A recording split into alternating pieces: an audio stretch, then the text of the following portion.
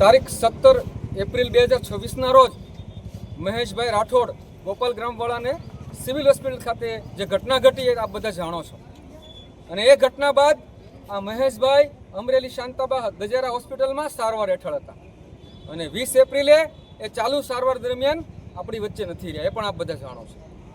હવે જે આજે જે ઘટના ઘટી રહી છે એ ઘટના વિશે આજે હું તમને કહેવા માંગુ છું કે આજે આ ઘટનાની અંદર મહેશભાઈ આપણી વચ્ચે નહીં રહેતા આની અંદર પોલીસ તંત્રએ નામદાર સ્પેશિયલ એટ્રો કોર્ટમાં સેશન કોર્ટની અંદર બીએનએસની કલમ 301 જૂની આઈપીસીની કલમ 302 નો ઉમેરો કરવાનો રિપોર્ટ ફાઇલ કર્યો છે અને એની અંદર નામદાર કોર્ટે આજે ફર્સ્ટ હિયરિંગ હતું. જે મારા સમાજના આગેવાનો, મારા સમાજના વકીલો, ઇન્ટેલેક્ચ્યુઅલ લોકો, મારા સમાજની બહેનો, માવડીઓ, નાના બાળકો, બધા જે યુવાનો હાજર રહ્યા છે એનો હૃદયપૂર્વક આભાર માનું છું. અને કોર્ટની અંદર સરસ રીતથી અમે આર્ગ્યુમેન્ટ કરી અને કોર્ટને એવું કીધું કે નામદાર કોર્ટમાંથી અમને ભરોસો છે, જે કાંઈ ઓર્ડર થશે એ ઓર્ડર થાય. આ ઘટનાની અંદર મહેશભાઈને મારવામાં આવ્યો છે, એને ચાલુ સારવાર દરમિયાન અવસાન થયું છે, એટલે 302 નો ઉમેરો નેચરલ કોર્સમાં થવો જોઈએ એવી અમારી માંગણી છે. જે કાંઈ ઓર્ડર થશે એની સામે હાઈકોર્ટ સુધી લડવાની પણ તૈયારી છે અને સમાજ લેવલે સમાજ નક્કી કરે એ રીતથી રોડ ઉપર પણ લડીશું, કોર્ટમાં પણ લડીશું, કાનૂન રીતથી લડીશું. બાબા સાહેબને માનનારા છીએ, કાયદો હાથમાં લીધા વગર શાંતિ રીતથી પ્રોટેસ્ટ કરવાનો અમારો અધિકાર છે.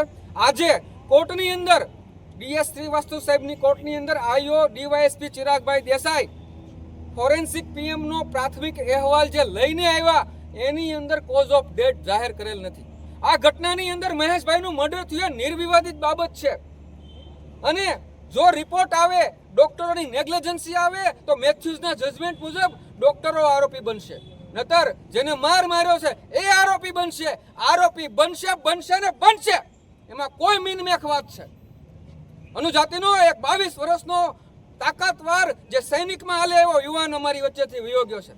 ન્યાય માટે અમે બધું કરીશું, જે કોર્ટમાં લડીશું, જે કઈ ઓર્ડર થાય સુપ્રીમ કોર્ટ સુધી જવું પડે તો અમે લડીશું અને રોડ પર પણ લડીશું. ચેતનભાઈ, આજે તમે જે ન્યાય મંદિરમાં આવ્યા ત્યાં, હા, અને આજનું હિયરિંગ હતું તો તેના માટે શું કહેવામાં આવ્યું કોર્ટ? આજે નામદાર કોર્ટની અંદર ડીવાયએસપી આઈઓ તરીકે એમને એક અહેવાલ રજૂ કર્યો છે અને જે બી પારડીવાલા સાહેબનું જજમેન્ટ જે છે એ પહેલાંની જેમ નથી એવું રજૂ કર્યું છે. એ પારડીવાલા સાહેબનું જજમેન્ટ જે છે એ પણ અમે એવું કીધું છે, આ પોલીસ તંત્રને તમારા માધ્યમથી કહું છું કે તમે કાયદો છે ને અનુસૂચિત જાતિ માટે નહીં રાખતા. આવા બીજા મર્ડરો બને ને ત્યારે આ પારડીવાલા સાહેબનું જજમેન્ટનું અમલ કરજો, ને તો અમે પૂછવાવાળા મરી નથી ગયા.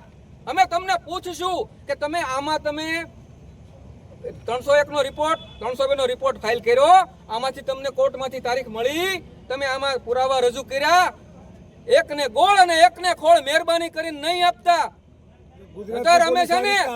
ગુજરાતની પોલીસ આ રીતે હાલશે ને પાર્ટીવાળા જજમેન્ટની ઉપર. હવે એ ચાલુ કોર્ટમાં અમે કીધું છે કે પારડીવાલા સાહેબના જજમેન્ટનો અમલ બધા પોલીસ તંત્ર કરજો. આ એક કેસમાં નહીં કરતા, પર્ટિક્યુલર કેસમાં અમને તો અર્નેશ કુમારના જજમેન્ટનો ગેરલાભ થાય છે. અર્નેશ કુમારનું જજમેન્ટ એટ્રોસિટી સ્પેશિયલ એક્ટ છે, સેક્શન 20 ની અંદર બધા કાયદાથી એટ્રો પર છે, છતાં ઠોકી બેહાડવામાં આવ્યું છે. આ તંત્ર અર્નેશ કુમારના જજમેન્ટનો દુરુપયોગ કરે છે.